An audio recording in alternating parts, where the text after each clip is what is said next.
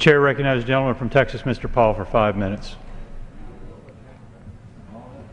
Thank you, Mr. Speaker.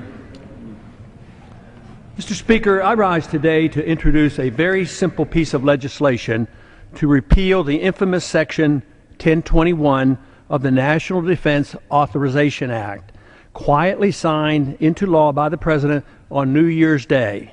What a way to usher in the new year. Section 1021 essentially codifies into law the very dubious claim of presidential authority under 2001 authorization for the use of military force to indefinitely detain American citizens without access to legal representation or due process of law. Section 1021 provides for the possibility of the U.S. military acting as a kind of police force on U.S. soil, apprehending terror suspects, including Americans, and whisking them off to an undisclosed location indefinitely. No right to attorney, no right to trial, no day in court. This is precisely the kind of egregious distortion of justice that Americans have always ridiculed in so many dictatorships overseas. A great man named Solzhenitsyn became the hero of so many of us when he exposed the Soviet Union's extensive Gulag system.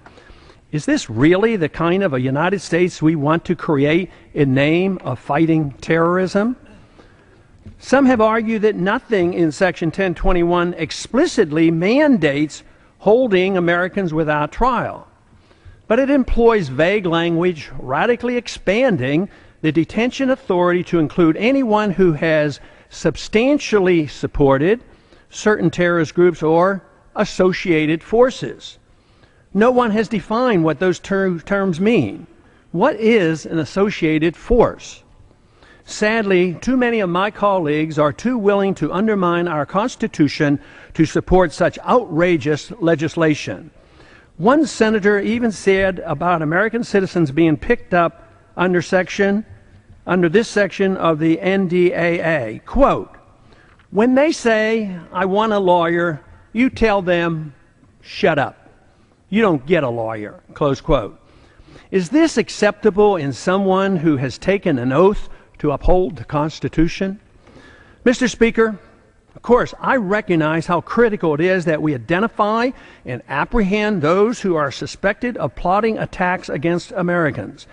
But why do we have so little faith in our judicial system? Have we not tried in civilian court and won convictions of hundreds of individuals for terrorist or related activities? I fully support continuing to do so. But let us not abandon what is so unique and special about our system of government in the process. I hope my colleagues will join my effort to overturn this shameful Section 1021 of the National Defense Authorization Act. And I yield back.